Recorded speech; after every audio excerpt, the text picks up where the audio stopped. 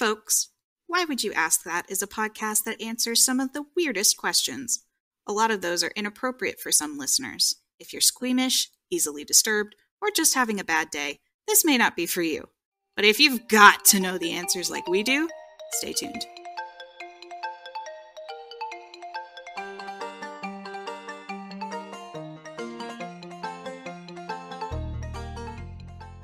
Why Would You Ask That? Presented by me, Em, and Karen, she, her. And Remy, he, they. And today we're talking about something fun, something gross, something like using your own piss to... You ever heard of Piss Christ? What? Piss Christ. I have it in my notes. Wonderful! That just makes me think of the stickers of the kid peeing on the cross. I mean, it's basically that. Well, yeah, it's got the same idea. We're talking about using body fluids in art. Oh. And it's going to get nasty, folks. In case you couldn't guess by the mention of Piss Christ, today we're going to be talking about blood, piss, and whatever other body fluids. What other body fluids we got, Remy? Semen, poop. Poop is not a fluid, but it can be, I guess. Yes. So, just a forewarning, I hope you're not eating at this very moment because it's going to get nasty in here today. We're going back to our roots and talking about weird shit. Literally. Jinx. Universal jinx. Knock on wood. You owe me a soda. Guess I'll buy you a fucking soda. Dinner wasn't enough for you, bro? Nah, you did buy me dinner. It's true. I was there. Yeah, it was great. I still have leftovers. I do not. Okay, Remy. What do you got for us? Hit us. What's the down low, up high, too slow? What's Dealio? The deal? Okay, so I know everybody in the audience has been wondering when we were going to go back to an episode like the first one. Yeah. So, I know they were all wondering that. art made with body fluids seems like a really weird modern thing, you would think. But no? Mm-mm. No, I feel like it's the oldest form. Yeah, what are you going to do about all those witch covens that probably painted with baby blood? Their own blood. And their, the blood of their pomegranates. Girl cum. Oh, gruel. I think that's what the internet calls it. Gruel? With 2 O's. Oh. Why does it sound like that, though? I don't know. Gruel. Gruel? How would you say it? Girl cum. I mean, girl cum is the better way to say it. Why don't we say that? Because you go to R gruel and then you have all the pussy drippings there. Is it really? Yeah. Oh my god. Anyway. Cool. Yes. I've learned a lot today. Thanks for listening.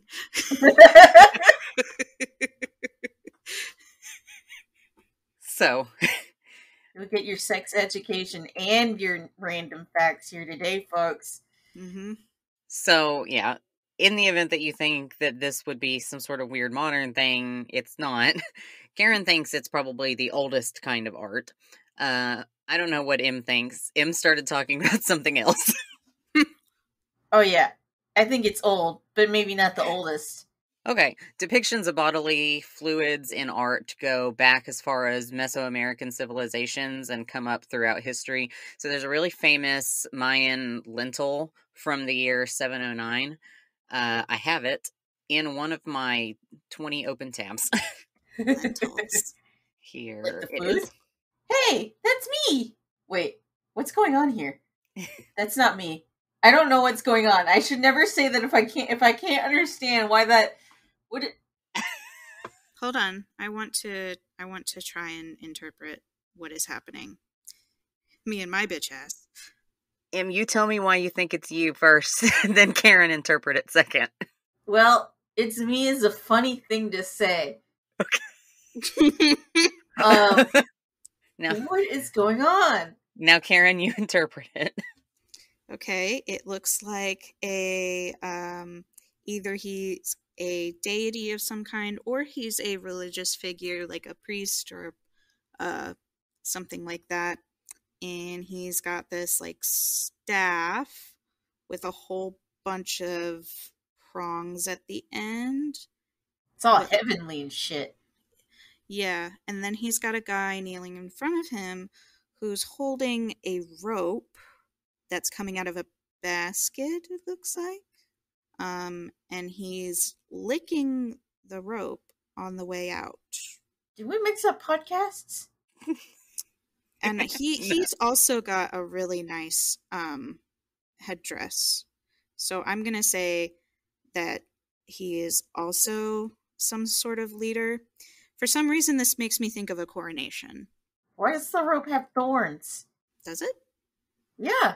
Oh my god, I didn't even notice. Follow the rope. Oh, is he pricking his tongue with a thorn? I think he is. Okay. So that basket looks like something on his arm instead. Okay, here's what's happening. This famous lintel from 709 features the queen consort, Lady Suk, running rope barbed with obsidian shards through her tongue in ritualistic bloodletting. Oh. Through? You said through? Through, yes. Ouch. So, I wasn't gonna jump too much into the like stuff about their culture, but then Karen started talking about deities, and I feel the need to mention that ritualistic bloodletting was done frequently and was just a big part of their culture. And they would take the blood and they would like smear it on the statues of their idols and stuff. It was just like a honoring thing. So they would run the stuff. They would pierce their soft body parts like the tongue, the ear, the foreskin, and collect the blood and smear it on their statues or on paper and burn it. Or, according to my research, sometimes on maize and then distribute it and bake it into bread for everybody to eat. Oh. Alright, that's fine, but I have an issue with the running a whole ass rope. There's a length there, like a whole length. That you're saying through her tongue? Yes. Listen, that is not the most disturbing thing that rope can do. I imagine flogging and stuff, but like, just talk or taste very good. Well, it heals. I mean, I'm not super surprised. Bite your tongue? No, bro, I bit my lip earlier, and I thought, you know what? I'm not going to be able to do anything else for the rest of the day. Yeah.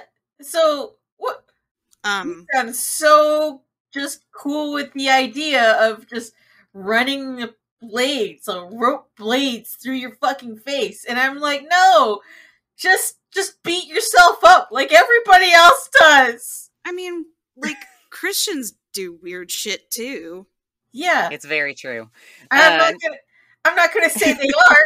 I'm not getting down on them because it's uniquely weird. I'm getting down on them because they're dragging a rope through their tongue. That's very comfortable. Yeah. And I have empathy, pain empathy. And I was sitting here like, how would my tongue feel? I can't even stick my tongue all the way out my mouth. Can't do it. The bloodletting and the pain and stuff was like a sacred thing, and they would have been like very happy to do it.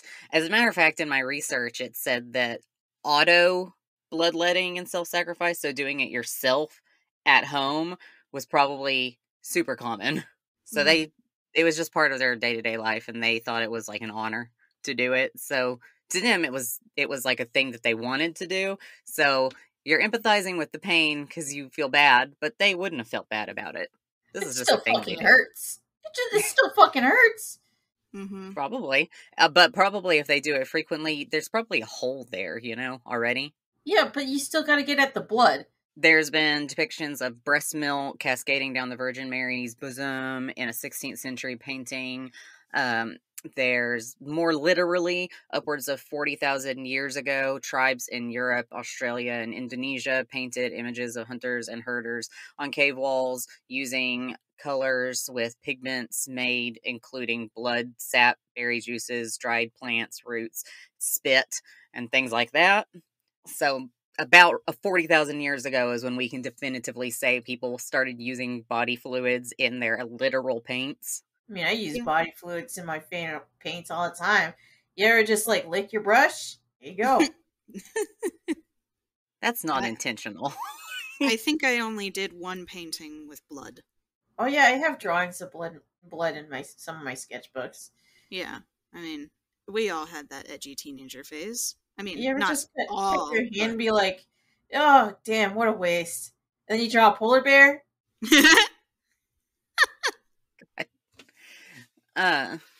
Okay. Other early artists mix their pigments into paint using water, saliva, urine, animal fats, and then they applied them with their fingers, brushes, or by blowing them through hollow bones like an airbrush today onto the walls. So when artists back then were doing it, it was largely out of a necessity, and nowadays it's largely done for like protest or religious reasons or to make a statement of some sort. Mhm. Love to state things. We sure do. So firstly, there's like a group of people who are using body fluids in art that I really wanted to talk about because it's the religious people, and I found it fascinating. Oh, same. Hit us. So the first group of people using the body fluids in their art are like a sort of Christian Catholic chunk of people, which was bizarre to me, to use like blood, sweat, and tears in there. So there's Where like do you think a it comes woman, from? The their phrase. body. No.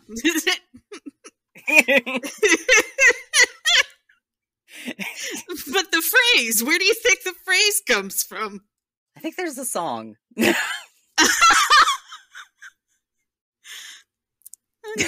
Um, probably. Anyway. Anyway, sorry. No, you good? No, you're fine. Sometimes I make the jokes. My jokes just aren't very good. Oh, Fine. Don't be silly. You silly goose. you silly goose. You silly goose. You silly goose. Anyway. So you get artists like Rosalind Fisher, who compiled a series of landscapes made from apparently, supposedly, 100 different kinds of tears. Whoa. I have pictures. Let me get them. From different people or like happy From herself. tears, sad tears. Oh, okay. It's Yes. like that one thing that was like, these are analysis of all the different. Oh wait, this is exactly what I'm talking about. That didn't do anything. Sorry. Huh? I see posted the picture. link. Or see a picture because it was like the difference between happy tears and sad tears. Yeah, click that. Click that link and look at stuff. It's another shot of tears. Yeah, it goes to her website. This link goes to her website where the book is at. So the different kinds of tears, what had happened was she reconnected with friends she hadn't met in a really long time, and then the friend passed on. So she was mourning her friend, and then she thought about making an art project where she collected her mourning tears and looked at them under a microscope, which is what all these pictures are of different kinds of tears looked at under a microscope. She wanted to know if they look differently, and she said that different cultures look at tears differently, but a lot of places see them as shameful, and she sees tears in a totally different way as something that like transpasses all different kinds of humanity, race, nationalism, whatever, and is just like above everybody and is very emotional. Just a lot of stuff like that. So she's like, on the website page, there's examples of tears for broken children. There's After the Sun Came the Tears. There's the Irrefutable one is labeled.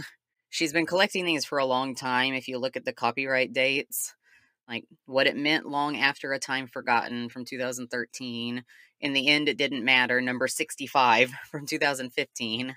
The Brevity of Time, Out of Order, Losing You from 2011. Like, she's been collecting these for a while. These Wow. pictures of her tears under microscopes. You ever think that she, like, tries to get a tear out? Like, this doesn't mean anything. 2005. Poked myself in the eye. Stubbed my Maybe. toe yet again. Yeah. I mean, she was trying, from what I gather, looking at the subtitles of these pictures, to do something very high-minded. Compassion, the pull between attachment and release, what couldn't be fixed, overwhelmed, thankful for exactly this. Yeah, I don't think she would put anything in there, from what I can tell, that wasn't very particularly important. Profound. So we've got stuff like this, and this doesn't feel completely connected to religion at all, but it just sort of slides into like a collection of things that want to be connected to like a very higher realm, so to speak. Mhm.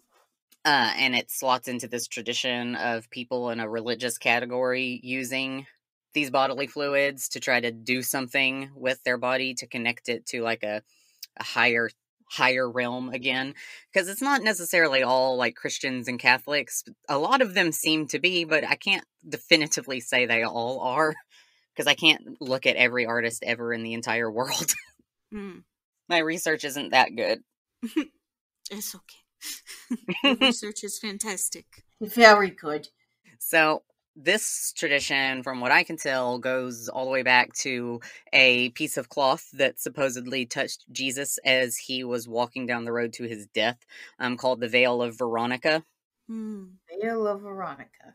Karen, you are the most religious between the two of us as far as your background is concerned. Have you heard of this one? The veil? Yeah. It sounds familiar, but honestly, no. I've heard Well, of I it. hadn't. You have heard of it? Because I had not heard of it. I had to look it up. It was very famous for a time, being lauded as like, oh yeah, this is proof that Jesus walked the earth.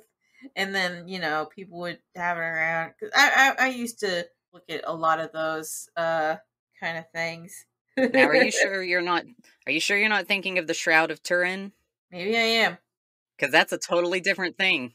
Yeah, there's the one that was supposedly from his tomb. His death.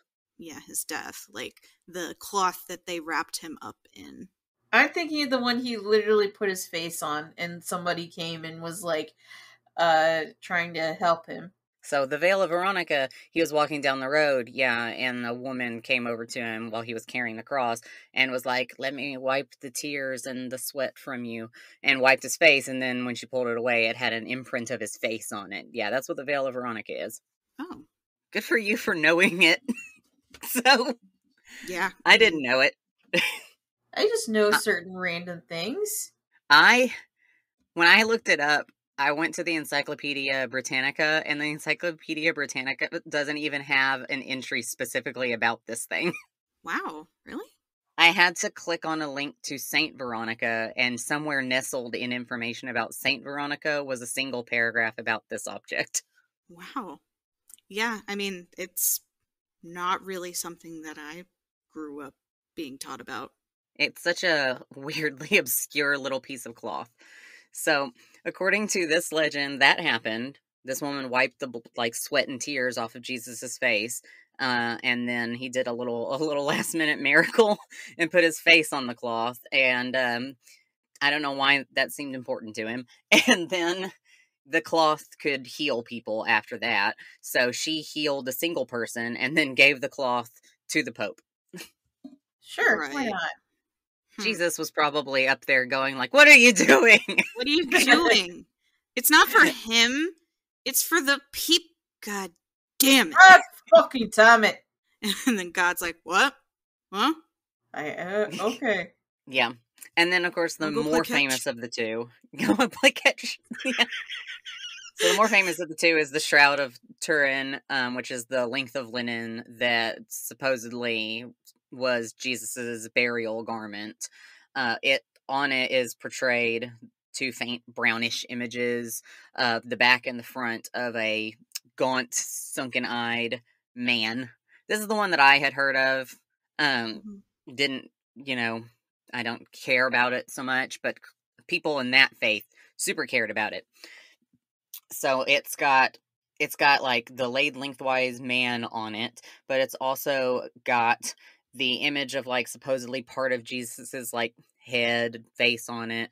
It's got the images of the markings that allegedly corresponded to the crucifixion wounds, including the thorn marks on his head, lacerations from flogging on the back. Apparently, supposedly, you could also see where he had bruises, but I don't really know how that would have transferred over, and various other stains of what was supposedly blood. Yeah, there was a big boom of people interested in this. I don't know, I don't know if it was a real boom or a boom in the History Channel, because my dad loves the History Channel. And we watched, there were a bunch of specials that came out about it. And one of them, I think, did a, like an artist and a scientist, like a team worked together to recreate Jesus's face from this cloth. Yeah. There was a real boom about it, going all the way back to the 1300s. In the 1300s, there was already fighting about whether or not this cloth was real or not. I mean, rightfully so. So, in the 1300s, Pope Clement VII said it was fake. And supposedly, the artist said it was fake. Supposedly, the guy who made the shroud confessed that it was fake. So I will call him an artist. But used real blood. And we know it's real blood because we have done the carbon dating or whatever on it, and used forensic science to find out that it's real blood. And we have been able to date it to the 1300s, which is obviously way after the time when Jesus supposedly died. So you can date the Shroud of Turin and this Veil of Veronica as like, and you can't even date the Veil of Veronica unless you count Jesus as the artist of that, right? Because it's his body fluids. So the Shroud of Turin would be like the first religious piece of art, because he was an artist who used blood to make the image of a man on this linen as body fluid art in a religious tradition. So, and then we'll talk about Piss Christ from 1989 by Andres Serranos. Yeah, Karen has not heard of it. M has heard of it. Piss Christ is one of my favorite weird things. Yeah, I have no idea what's happening. So, I have a picture. Okay. Made entirely of piss? No, what it is it's a 60 by 40 inch red and yellow photograph of a crucifix plunged into a vat of Serrano's urine. So, this is a picture, but he used a big old jar of his own pee to make the color effect that you are seeing, and he dunked just a crucifix in there. Wow. So this sparked a lot of contention, as you can imagine, with people in those communities. He himself is from a Christian background, and he said that he made it trying to, touch base with his background as a Christian and his thoughts about it, and just sort of try to, swirl around the thoughts that he had towards his background in that faith. At one point, though... You had to use the phrase swirl around. It is indeed what's going on there. Yeah. Oh, boy. So, at one point, this sparked so much, contentious debate that we had to have a whole congressional debate in the U.S. about public arts funding. And whether or not we were going to keep doing that, if people were going to make art like this with it. So he made that with public funds? I guess so. Oh, that's hilarious. And it's been protested ever since it's been made. Every time that the picture appears in a gallery, the gallery gets physical protests. A crowd of literal people show up to protest it. Of course. And there have been several times where the group of people have turned actually physically violent and tried to destroy the picture. Oh my god. And No, it's just a picture. It's just a picture. Like, I'm sorry. Okay, listen. I'm sorry. If your God is like so great, like this kind of stuff isn't gonna phase him. Yeah. Right?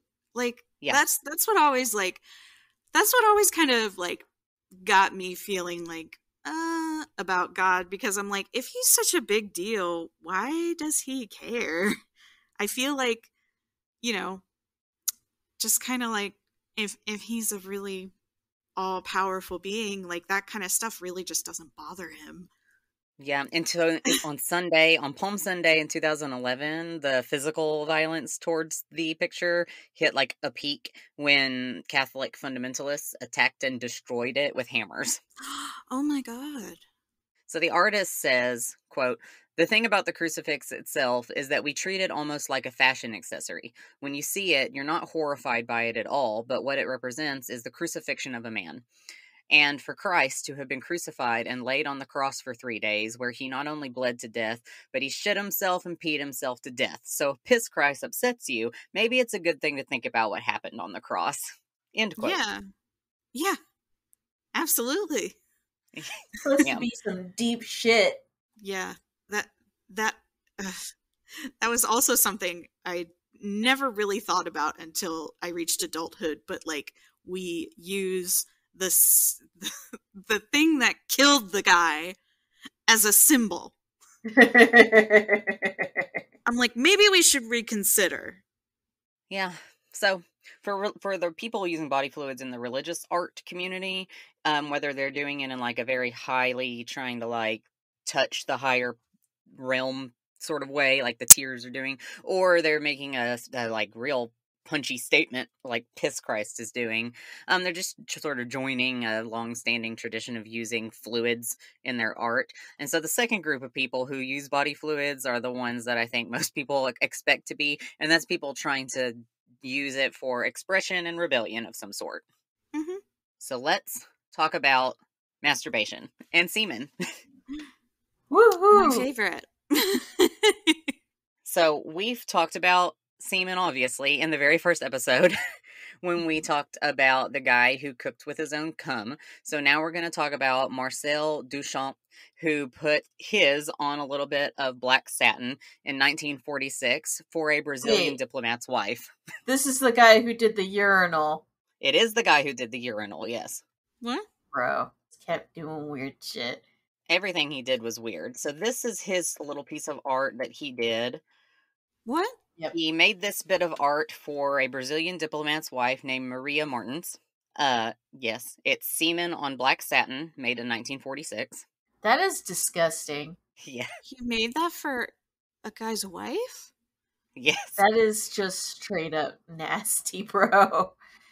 So rather than looking at it as just semen on satin, you're supposed to critique it as art, because that's what you are supposed to do. So semen, like all body fluids, is a very intimate piece of yourself. So this piece captures Duchamp's like lust and infatuation with this like woman, and also shows though that he doesn't really care about the rules, because obviously this is another person's wife. It's rude. And he's using this non-traditional medium to make his art. So I think this is like the statement you're meant to get out of it. All from a little splatter of cum on some black satin. And people didn't know till 40 years after he made it that it was semen. What? He just made it and left. Oh my god. I like how you said that, because that feels like he just made it and left. Like he literally made it live and then left. Yeah. And they were like, okay, that's art. What? Wait a goddamn minute. This is I mean, and if you know anything about this guy, this just seems to be how he does things, because he's the one who did the urinal. Like, he went and found like a urinal outside somewhere, and he came and he put it in an art gallery and then signed a fake name to it and left again. And nobody knew it was him for like a long time. And he was like, and he called it the Fountain. I don't understand. I feel like this is just like there's an artist that we had at the gallery who his whole and we I don't know if we should cut this out, but there's an artist at the gallery who his whole thing was he would draw or he would paint these always like very voluptuous women, and they're like coming out of rivers like sirens, or he'd draw them in these really seductive poses and all of that. And he always tried to make it sound like it was, you know, his high brain, like pretentious art. And my boss, she was always like, no, I've been in an elevator with that guy. He's creepy as fuck. I'm like, yeah, okay, thanks. I'm glad that I'm not crazy for thinking like, I think he's just painting erotic pictures, right? Like, this is just erotic art, right? She's like, yeah. Absolutely. Yeah. She's like, yeah, I don't know why he tries to paint it as like really high bar, whatever. I'm like, yeah. Sometimes that's all it is. But I started with the one that I could see the least like high purpose in, and went down and went up from there. So it's just gonna go to like better places from here. Woo! Okay, so next we're gonna talk about this one. I've decided to start showing you the pictures before I tell you what it is. Okay. This. Okay, here's this one. What do you think of it? Let me guess. Okay. For the audience, this is a bunch of squares, and they're black, and they have gold on them. And that's it. They're more rectangles. Yes, they're rectangles. There's rectangles, and then there's like a circular black shape. Here's what I'm thinking. Are you ready? No. Okay. I think that a woman painted her vagina with gold and then sat on something. All right. Or she painted the canvas with gold and then sat on it, and then that's where the black part is. I don't know. Okay. It looks like glass. Piss. I think it's more piss. I think it's the last one in the bottom right almost looks like a selfie. Am I crazy? Like, it looks like she took a selfie. It does look a little bit like a face. Okay, so I'll tell you what it is. This art is sort of in the same track. I'm gonna be mad. This is in the same track as the last one in that it came out of a penis. So this is Andy Warhol's oxidation painting in 12 parts. Andy Warhol? Yes. So this is a series of 12 images that appear to be splashes of metallic gold paint on canvas. And it's actually kind of nice looking. But actually, it's very different from the Andy Warhol that you would think of, like with the Campbell's soup can and stuff. He paid friends and his assistant to pee on a painted canvas so the uric acid would oxidize the paint and create this neat abstract effect. I told you it was piss. I should have known. You see the splatter marks, bro. Yeah, I really should have known. I was just I'm waiting for the one that has to do with the ones that have to do with vaginas, because I think of Grace and Frankie, where Frankie has her lube being marketed and she wants her art on the box. So she's like, she's painted all these pictures of her vagina. And then there was the last one that they were like, oh, I actually like this one. I can't really tell what it is. And she's like, I painted this one with my vagina. And I'm like, that's the kind of energy I want when I'm like in my 70s.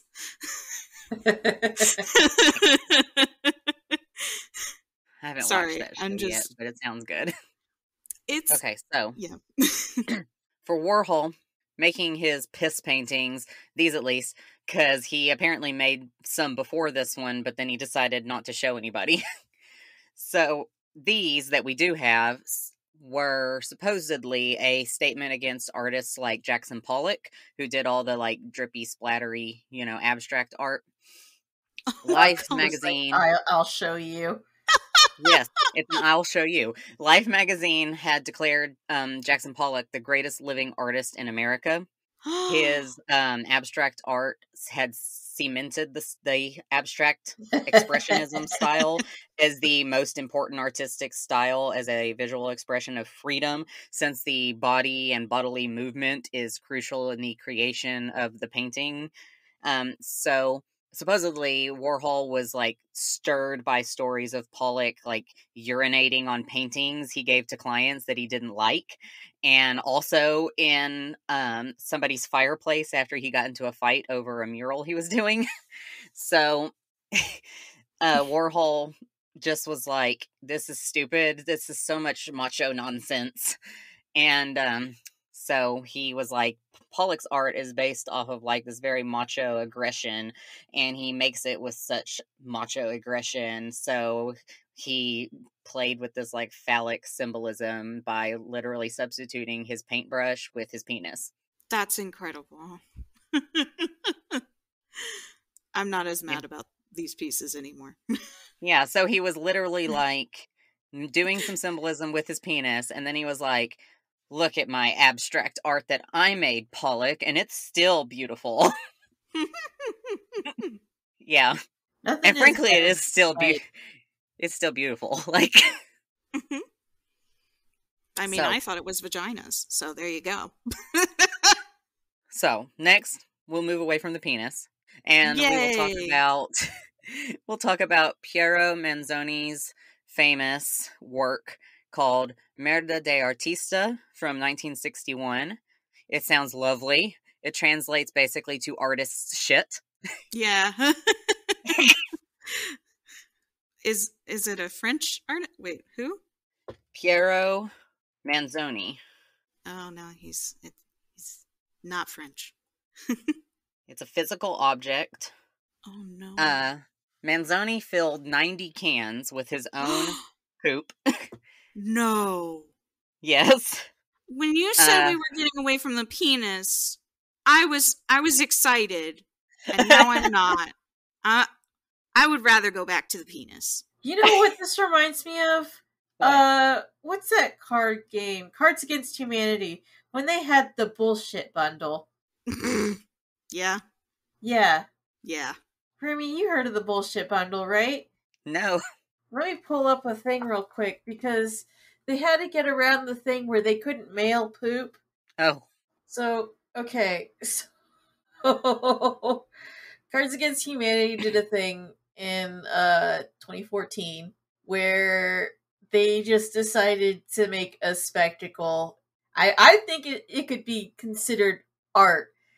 And they for Black Friday, they took everything off the site and literally was only selling bullshit. They called it bullshit. It sold out in 2 hours. Oh my god.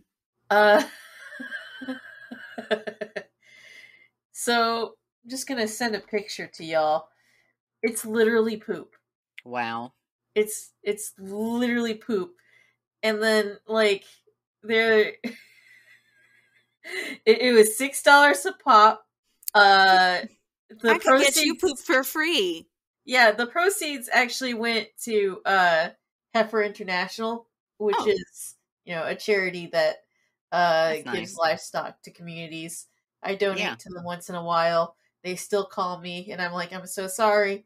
And they're like, please, please. And I say, no, I'm so sorry. Anyway, people even sold the bullshit packages for a markup. Oh my god. 100%. Wow. So $36. And some people were like, what if something was hidden in it? And then they broke apart the poop No. Wow. And it's literally just poop. It's just poop. It's literally just poop. I hate it. Yeah, and it was their thing, like, against Black Friday. So, Wow. At least Okay. the money went to a good cause. Yes. Now we come back. So, art! Manzoni filled 90 cans with his own poop, a conceptual work focusing on the artist as the source of art, the critique of consumerism, and an obsession with permanence, adding to his previous work where boiled eggs were marked with his fingerprint and then given to visitors so that they could eat them, in a piece called Consumption of Art by the Art Devouring Public. I hate art.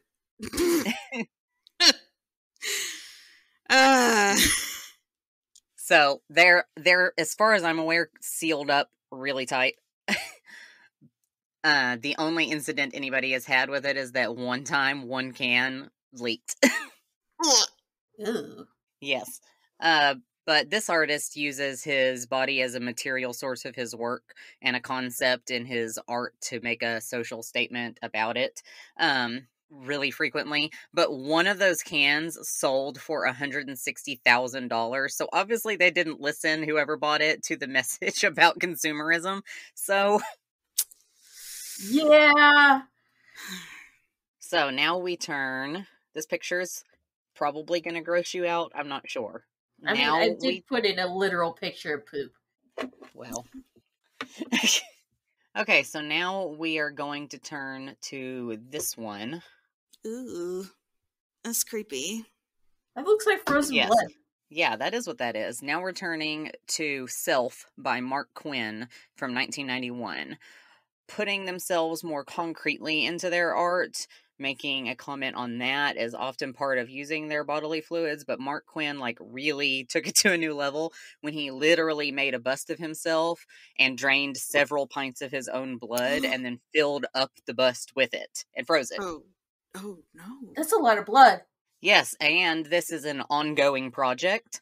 Every 5 years, he makes a new bust of himself and fills that bust up with blood, which is actually pretty cool because you are watching him age through the process in real time through his blood busts. So, in his own words, it's a frozen moment on life support. Man, he ain't wrong. I'm surprised more at it because I don't have the ability to give blood. It's just wow, that's a lot of blood. I can't do that. It's a lot of blood. So, now you might notice that this has all been about men. So now we're going to talk about women and how women are using bodily fluids to make feminist art. I have a guy that I just remembered that well, I don't think he used bodily fluids, but he did make imprints of his body parts for art. Oh? Mm-hmm. He was an artist, and I actually met him. He's he's very funny. He's pretty cool, actually. But his art is really freaky. He's got some really beautiful art, lanterns, they're lamps. His name is David Scott Smith, and you can look up David Scott Smith ceramics. This is one of my favorite pieces by him. He takes molds of things and nice. Yeah, he creates ceramic pieces with them. But my boss, both of my bosses, they both got these mugs that he made of clowns. They look like clowns, and the teeth are jutting out, really spooky and icky. But those are his actual teeth, imprints of his teeth. Oh. And I forget. He's used other imprints of his face and other parts of his pretty much just his face. I don't think he's done any of the private bits or anything like that. I don't think he's that kind of artist. But yeah, that reminds me of is the butthole chocolates. Butthole chocolates. Well, okay, come back to me. Oh, sorry, we're back. Okay. Sorry. I just wanted to talk about him. He's great. And I'm going to look up more of his stuff.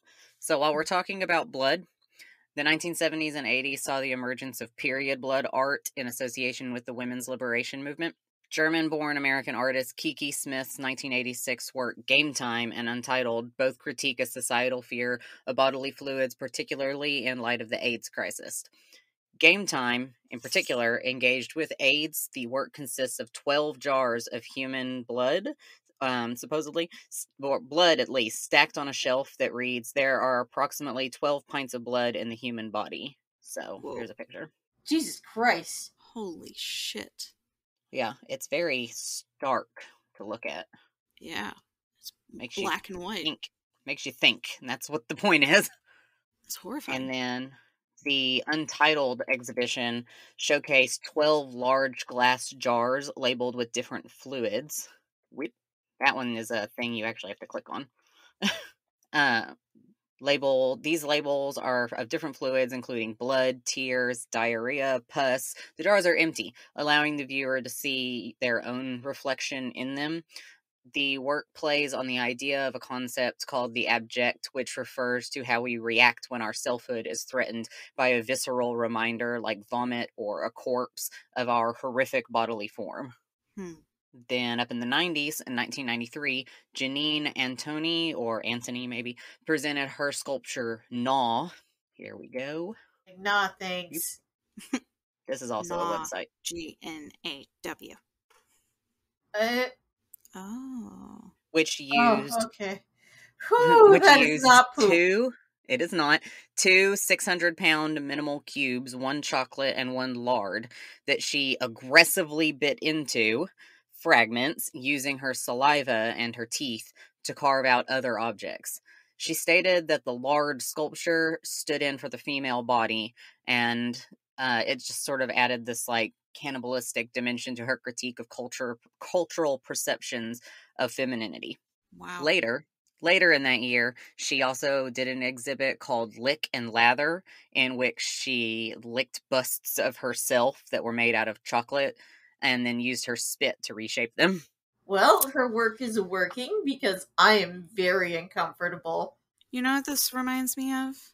In Schitt's Creek, when David is describing what he did in New York by talking about a particular artist, like the last artist that he helped create the gallery for.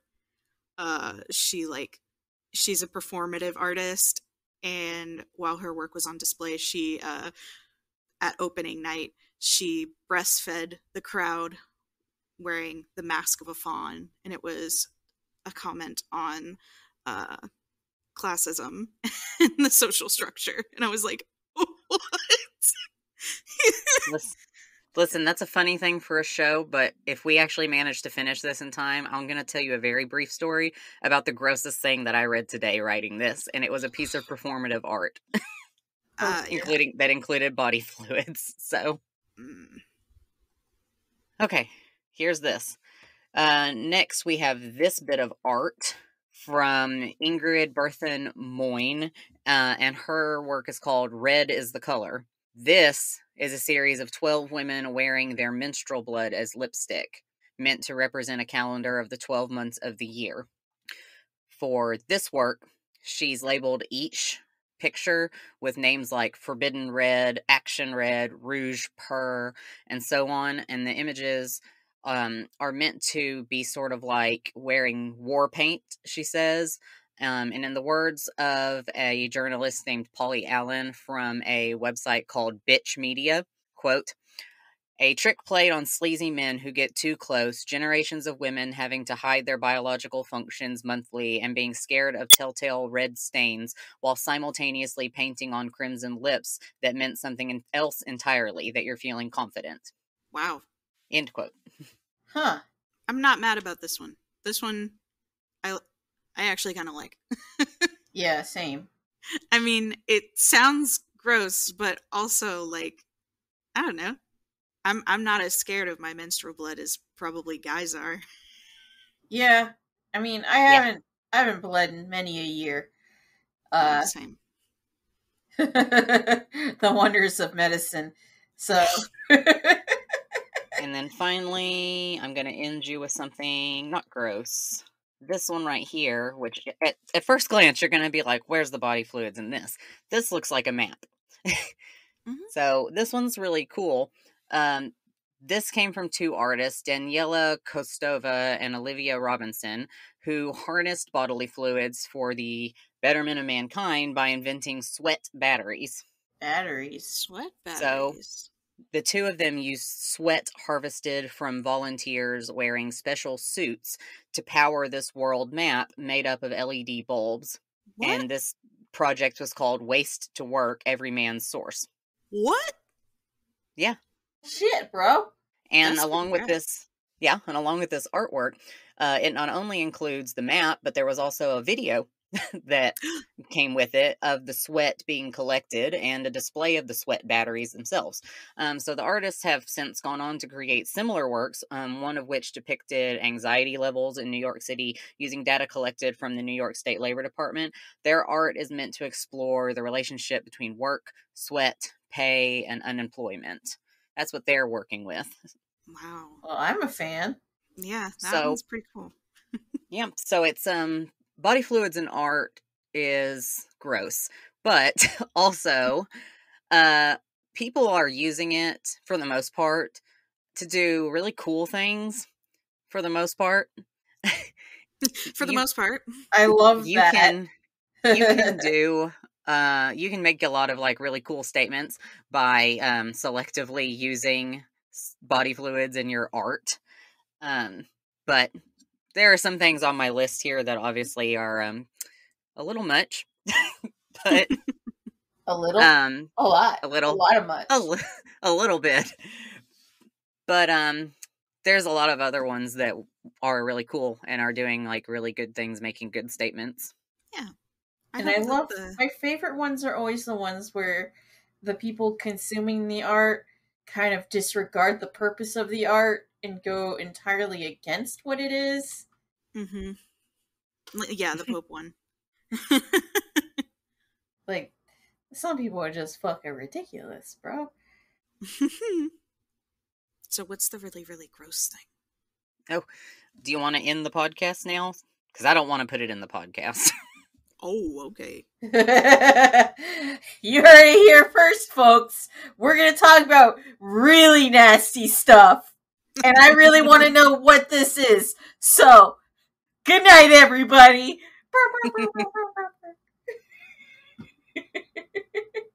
But thanks, everybody, for listening. We are very excited to take your questions, too, because we want to hear them and we want to answer them, and we are so super qualified to answer questions. So what you can do is you could visit our website, which is whywouldyouskthat.com, and go to that little contact form, throw in a question, or you can email us at whywouldyouskthatpod@gmail.com. So please send us your questions. We don't care how weird it is, how gross it is. Just don't ask any personal questions. That's our one line. Ask your weird questions. That's what we want. So thank you for listening. This is M, Karen, and Remy. And ask us some shit. Thank you. Good night.